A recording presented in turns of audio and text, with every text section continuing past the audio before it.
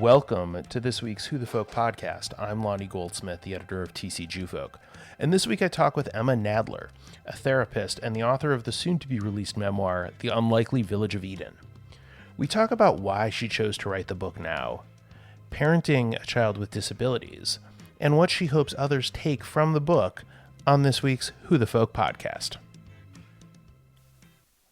But before we get started, be sure to check out some of the other podcasts that Jewfolk produces, like The Jews Are Tired, where Lev Gringaus is taking a deep dive into Jewish news, Kumba Hineni, Jewfolk's podcast on intersectionality with your host, Enzi Tanner. And if you're looking for a weekly dose of Jewish pop culture, check out The Bagel Report, produced by Jewfolk in partnership with Jay, the Jewish News of Northern California. Go to tcjewfolk.com/podcast to learn more. Emma Nadler, welcome to the Who the Folk podcast. Thank you for joining me. Thank you so much for having me, Lonnie. Emma, you're a therapist. You're about to become a published author. You are the parent of a child with disabilities, which is a central tenet of the book. The book is The Unlikely Village of Eden, which is a memoir that also talks about becoming a parent and a caregiver for a child with disabilities. So tell me a little bit about the idea to write the book now, and as opposed to several years ago or several years from now. What made this the time to do this book and tell this story? What a great question. It sounds like a therapist question. Like one of the first questions I often ask people is, why now? Like with a new client that I'm working with. And so now you're asking that of me. So I appreciate that. And it's funny to be on the other side of a conversation, because I'm used to being the one in some contexts that asks the questions. So why now? Well, I started writing this years ago. I had a blog when my daughter Eden, who the book is about in part. It's also about how our unexpected path redefined our family. It's about my experience of motherhood, and it's about healing from perfectionism and challenging cultural norms. So there's a lot in there, and she's a part of it. Yeah. And I started a blog some years ago, which gave me, it really helped me crystallize some of those memories, because otherwise I think a lot of it would have been a blur. So I had a lot already written down and seen in terms of when it was happening. And that was really helpful for clarity and fact checking. Okay. So I started years ago. And then I just kept writing it. And then at a certain point, it felt like this is done. How do you make the transition from like blog to like full-blown memoir? Because obviously it's a little more impersonal. It can be a little more off the cuff. It can be, lots of things, but it's typically not polished to be a memoir. I know. And don't you think blogs have a bad name now? Like, I just feel like totally a blog is like, it gets a bad rap. Yeah, you don't want to be associated with a blog. Not necessarily, but it's like you said, because of that, you had memorialized so much history that you wrote in the moment that probably helped you in the compilation of the finished product. It really did for the early days. And then there was so much more that happened since then. And the blog is no longer there. It was called Itty Bitty Yitties. And I think the best thing about it was the title, honestly. But I think that it did help, like as a memoirist and as someone who really cares about telling the truth and trying to be as accurate as possible. It was really helpful for me. And I think, and then it grew from there, because I agree that bloggy writing needs to be put into scene. A lot of times bloggy writing is more of describing what happened, versus I think great storytelling is action unfolding over time.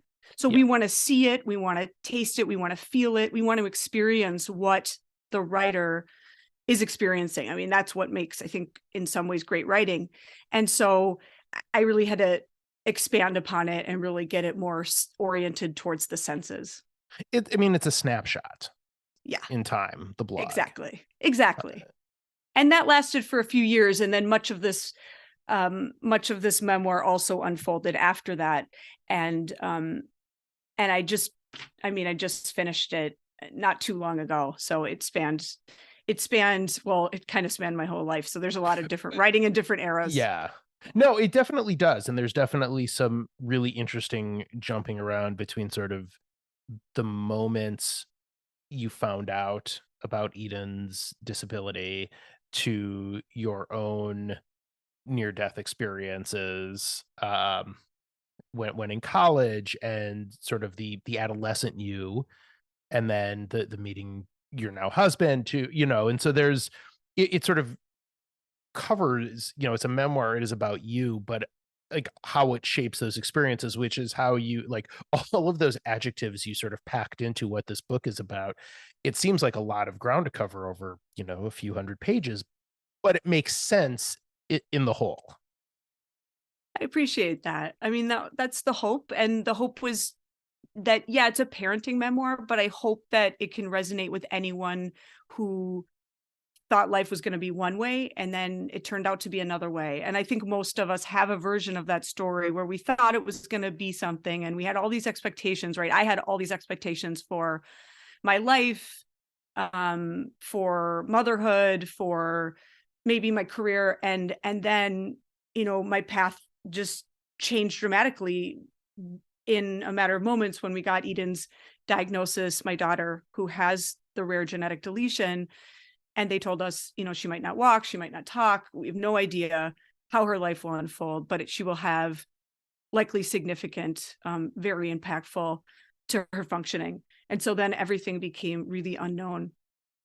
And that's got to be, I mean, look, parenting is an unknown anyway, right? You don't know what's going to happen once you have kids. The challenges, the discoveries of things are often a day-to-day situation, especially when they're that little. And you have an older child, Eden is your Mhm. second, she has an older brother. And, from what I can tell, up to the point I'm at in the book, everything seemed sort of, and I'm going to use this word very advisedly and with air quotes, which you can see, people can't see, typical. Like things Yeah. seem to be moving in a, you know, whatever normal is considered in, as a professional term with your older child. I guess is there, and I know that Eden's condition is very rare.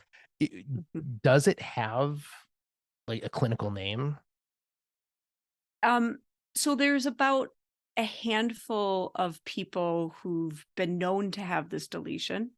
Okay. And over time, geneticists and other scientists have done some research and discovered over time, like, even we learned a few years ago that that it's called an SYT1 neurodevelopmental disorder, which is Okay. what she has potentially. So the thing about genetics is so, I mean, astounding. Is, I mean, we're learning so many new things all the time. And so, um, through Eden's going to be 8 this spring, and even through her young lifetime, they've discovered things about her condition that we didn't know before. That's got to be, I mean, that's got to be just so hard. Just there's no way to prepare yourself as a parent for what you had to go through, and that's a lot of what the book talks about as well. But to know that there's no defined thing. It's so much of it is figuring it out as you go. Like, how do Mhm.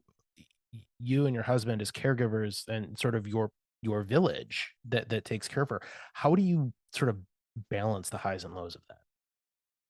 Well, we are so lucky to not be alone in it, Mm. and that was something that I really was able to get from this experience and to build over time, is this village. And it's not a traditional village, like we're all just in the village square, right? I mean, I don't want to make it um a happily ever after and say, everything is great, because you know Eden has a lot of challenges, Sure. and it's hard. And so, but I think that um, we are faced with a lot of uncertainty. And I think that the truth is we all are.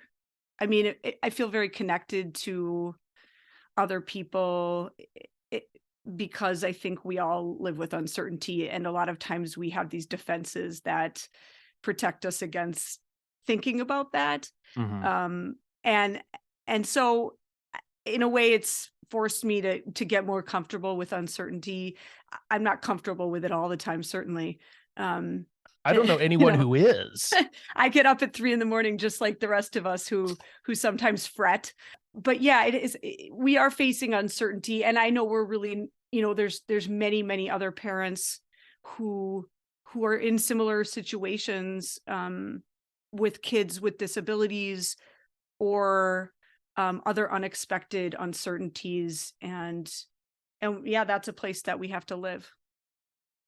I mean, that just feels like it'd be so hard. The like some uncertainty, fine. Like I don't need my life planned out, day by day, minute by minute, but I like having some sort of spontaneity in there. But that feels what you're going through just feels like way too much. Well, I mean, there are days I feel like that too. I'm sure. I'm sure. So as the the process of writing the memoir went on, how did it help you and start getting into therapy words here? Tell me if I'm using them right. Did it help you process your journey so far and the journey ahead as you sort of put I date myself a little bit with this term pen to paper, but like, fingers to keyboard? Did that help you along? It really helped me. Okay. It helped me so much. And this is actually like, I get this question a lot about, did this help you? And I can always really confidently say yes, it did help me. And it also, because I think anytime we get to shape our own narratives and we get to really consciously examine the stories that we tell about our lives and then get to shape them and get to, in a way, I got to have a say around my story by writing this. And I think there's something really powerful when people, and I do this and work with this in my practice with my clients, like, you know, being able to be authoring your life it creates agency where sometimes it doesn't feel like there is much.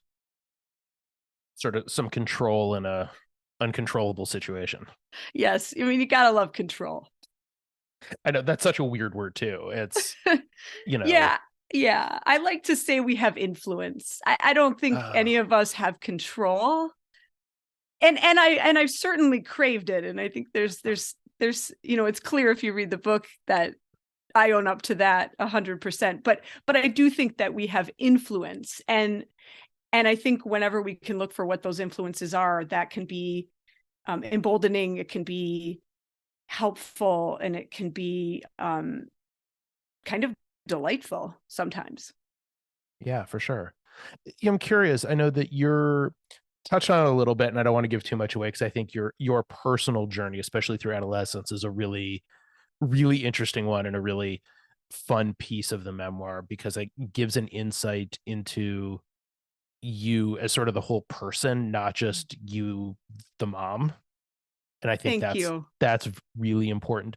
But how do you think that sort of your experiences shaped you as a mom, sort of not knowing what was going to come with Eden, but even with your older child? How do you think that all worked together for you?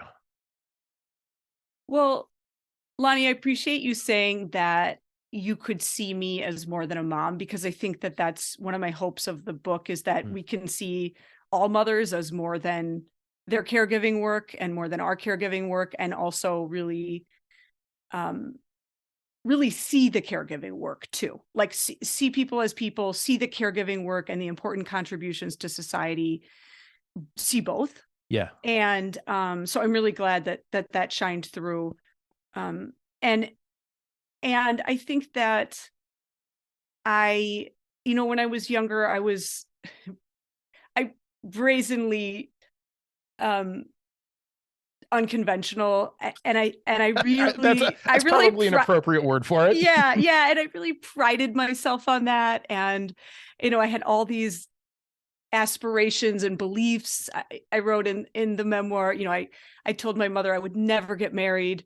Absolutely not. No, that's for people who have given up on being brave. And I said all these nevers, I'll never go to graduate school. I'll never do this. I'll never live in the suburbs, all this. And it's like, well, my life turned out to be different than what I thought it would be then. And I guess I don't see it so much as a binary between unconventional and conventional, but more about like just be who you are. Yeah. Um, and so but I think that my belief like that we all should be who we are really does inform my parenting and my mothering. And I think that it aided in me coming to more acceptance with Eden, who is the ultimate in an unconventional outlook and person, and really beautifully so. So I think it influenced me in those ways for sure. That's really, I mean, that's fun. I think it's fun to sort of have the opportunity to look back at sort of where you came from and how you developed and the attitudes in certain ways that impact now. Because it's Yeah, clear that they do. I mean, I think they do for everybody. absolutely. Yeah. How do you think that your experience with, parenting and being a caregiver for Eden, given what she's gone through in her first 8 years and will continue to go through, how has that affected you as a professional, as a therapist? Because I would imagine it gives you a different, it just gives you a different sense of things. It yeah, it really has. It's really expanded my empathy. I mean, I thought I was empathetic before, but now I'm like, I think I have some street cred now. So I feel like I really can understand what it's like to be humbled with pain and with grief. Mhm. And I really can relate to that on a very human level with people.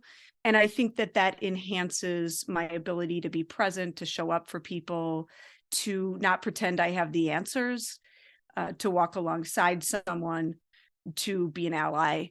I think that it's probably been the best training I've had as a therapist.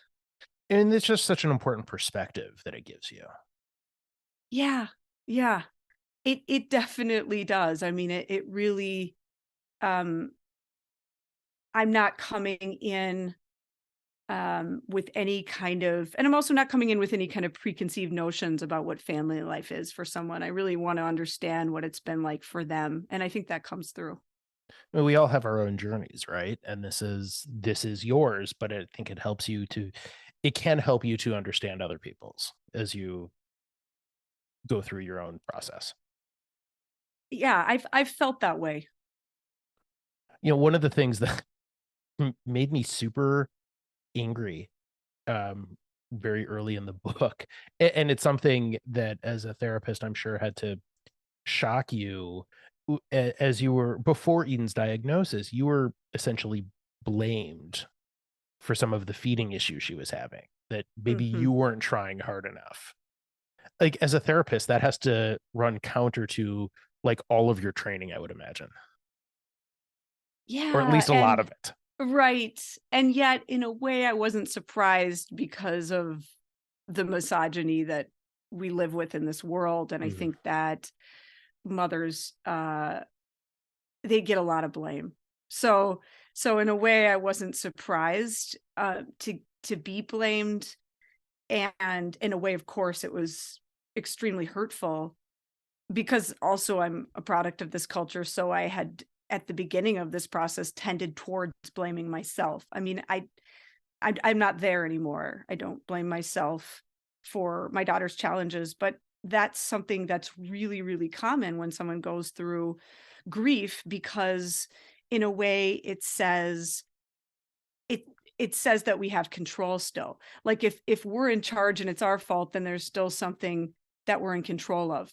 If we just have to say, this is how it happened, and that was the way that it happened, and there's really no explanation for this and no one at fault, that's even more uncertainty and surrender of control.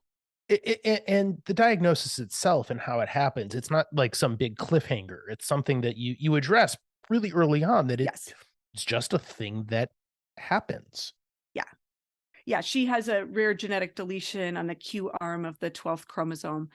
And so it Eden's deletion just happened. It happened at conception. It happened spontaneously. It wasn't something that we did or didn't do right or wrong. It just it has to do with cell division and other things that would be hard for me to explain in more detail. And I don't know if you'd want to know, but it happened in that moment, and there was nothing we could do about that.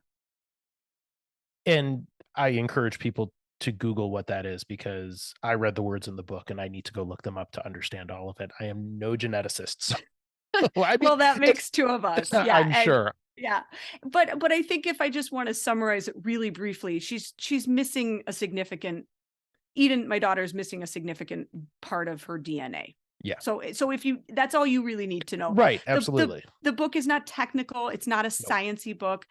It's a soul book. I mean, it's not um it isn't getting into any kind of difficult to read technicalities. No, not at all. No, soul is the right word for it. It is a very heartfelt, soulful memoir Thank you. that covers a lot of really difficult ground.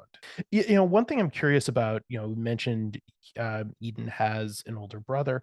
How has what you're going through with her affected the relationship with him? Obviously, what she's going through takes a lot of people's time and attention. And like I said, like the book title, it requires the village to help be that caregiver for her. How does that affect her brother? So I think in many ways it's made him kinder and more understanding, more aware of others and other people's feelings and experiences. And I think that there have been times, of course, where it's also been difficult for him.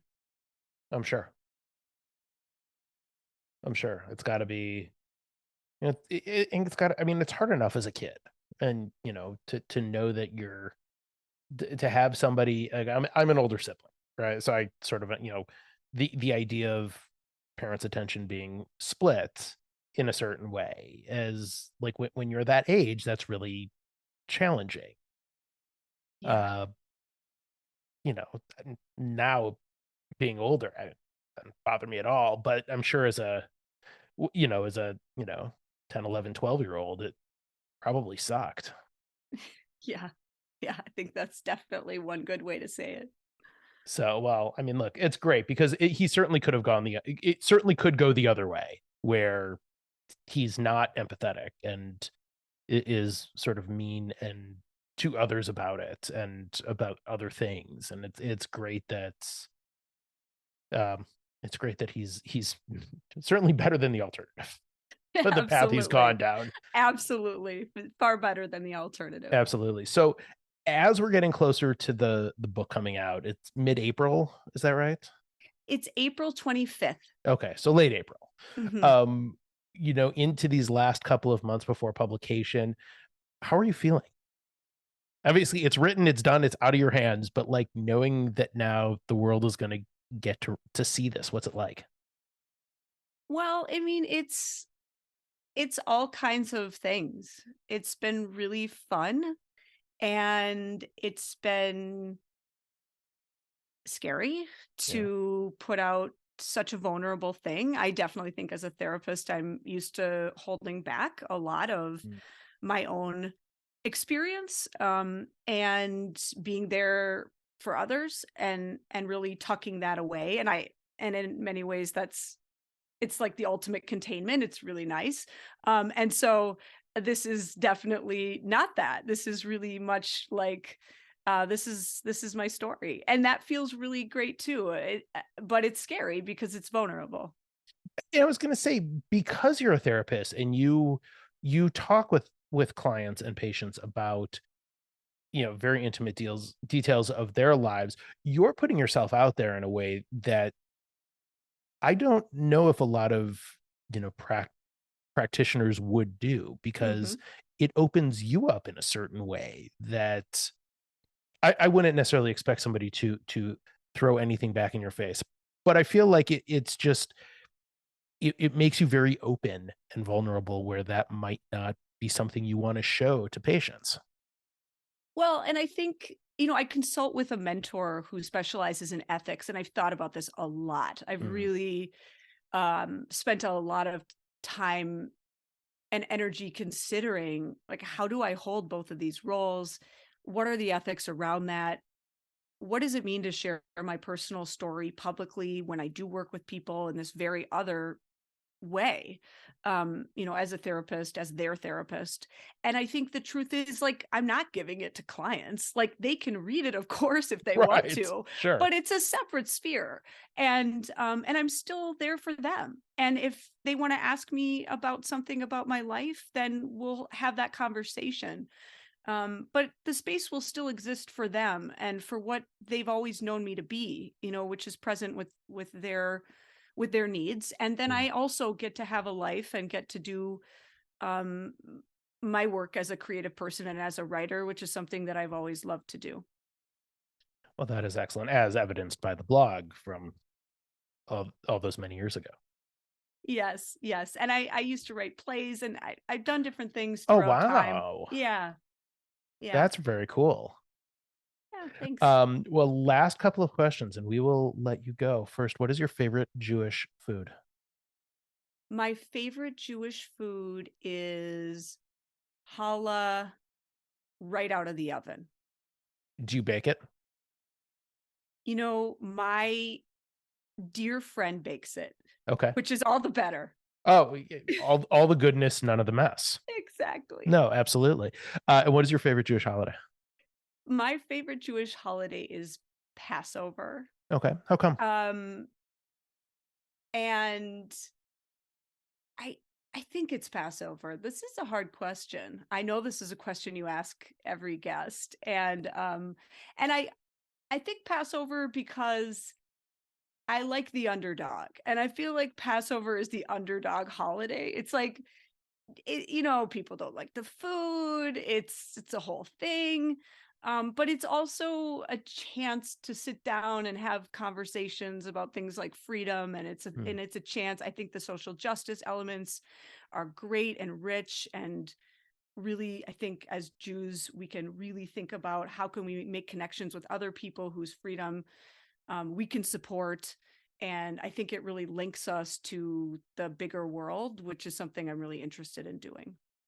That's great. Well, Emma Nadler, therapist, author of The Unlikely Village of Eden, it comes out April 25th. You have a book release event at Majors and Quinn in Minneapolis on Friday the 28th. We'll have a link to that in the show notes, and people can register for free to go meet you and pick up this book. It is a fantastic read, and wish you the best of luck with its launch and with everything else. Thank you for joining me. Thank you so much for having me. I really enjoyed this conversation. Oh, thank you. Me too. The Who the Folk podcast is part of the Jew Folk Podcast Network, a product of Jew Folk Inc. Please subscribe, rate, and review the show wherever you get your podcasts. If you have suggestions for other podcast guests, please email them to me at editor@tcjewfolk.com. For our other shows, check out tcjewfolk.com/podcast.